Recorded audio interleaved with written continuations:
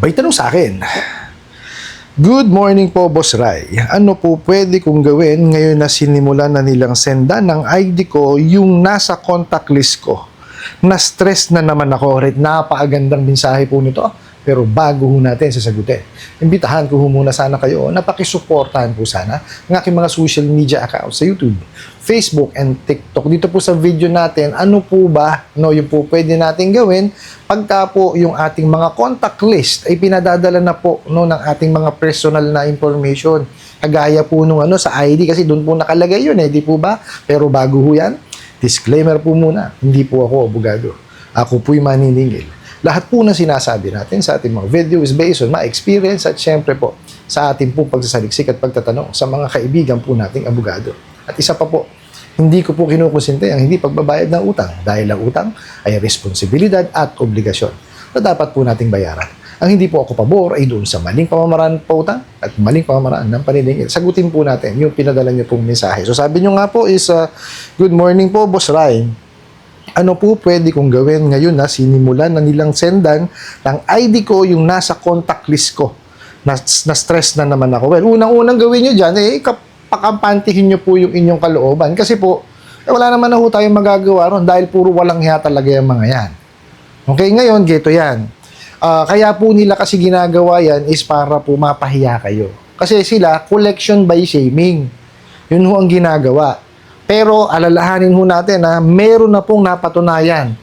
Okay, sa ating kasi po kung maaalala po ninyo, ang Supreme Court po ay naglabas na po ng desisyon diyan. Di po ba? Kasi ang nangyari doon, naglabas ng information, napahiya ngayon yung kliyente. So idinimanda niya po yung isang OLA. Kung maalala niyo, di ba, pinagbabayad po ng danyos. So ganun din po ang gawin po ninyo. First, alamin niyo po muna yung information ng OLA na yon. Dapat identified siya.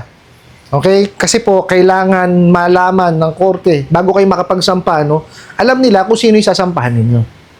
Okay? Kahit po yung kumpanya, wala akong problema yon. Kasi, it doesn't mean naman kung sino yung gumawa sa inyo.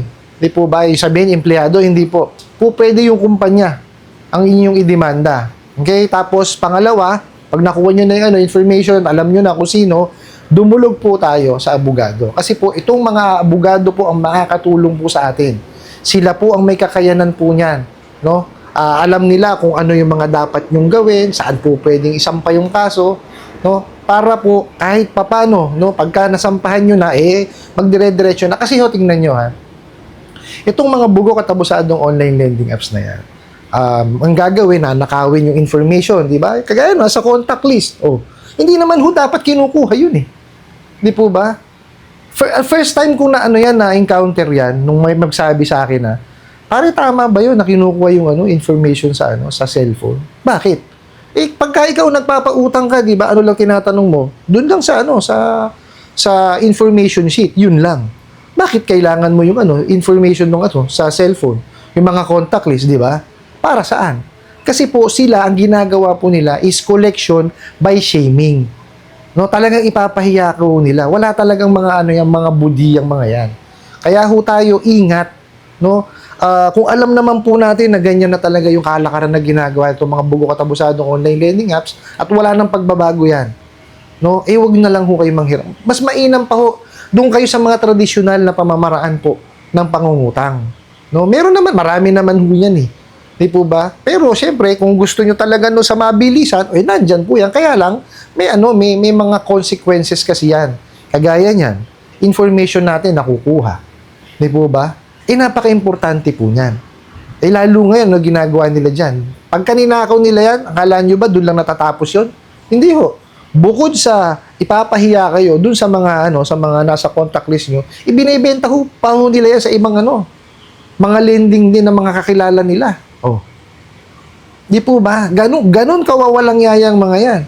Kaya ho, idemanda nyo po. Kasi breach ng privacy nyo yan. Okay? Hindi ho dapat lumalabas o kumakalat yung information na ibinigay nyo lamang sa isang tao. For example po, nanghiram kayo kay Boss Rai, Boss Rai, pautang, nagbigay kayo ng pangalan, ng address, dapat sa kanya lang yun. Hindi niya dapat ikinakalat yun. Kasi kasama yan dun sa privacy policy na nakalagay po sa kanilang apps or sa website.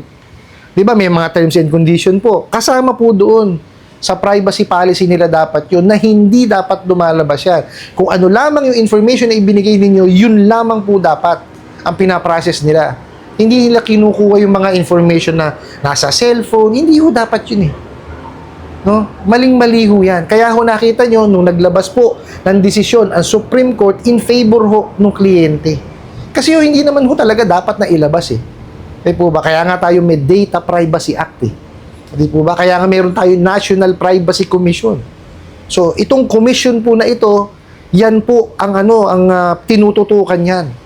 O kung matatandaan niyo po, pag kayo ipapasok po ng mga establishment, di ba? Meron kayong makikitang parang susi. O, dapat po kasi lahat ng mga establishment na nanghihingi ng information is naka-enroll po doon at meron po nung sticker na yun. Kasi importante po na pinangangalagaan at naka-safekeep lamang po yung mga information na ibinigay natin dun sa establishment na yun. Hindi ho dapat kumakalat yun. Dun po sa nagpadala ng katanungan na to, unang-una, pakalmayin nyo muna sarili ninyo. Huwag ho kayong maratel. Tapos, pangalawa, alamin nyo kung anong ola yun. Pangatlo, dumulog kayo sa abogado para po matulungan kayo kung anong kaso ang po pwede nyo isampa sa kanila. Ano po? I hope nasagot ko po itong katanungan na to at sana po'y makatulong. Maraming salamat po sa inyong walang sawang pagsuporta at panunod sa aking mga video.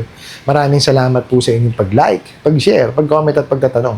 And kunin ko na rin po itong opportunity na to na imbitahan po sana kayo na pakisuportahan po sana ang aking mga social media accounts sa YouTube, Facebook and TikTok. Hanggang sa muli po. Yun lang.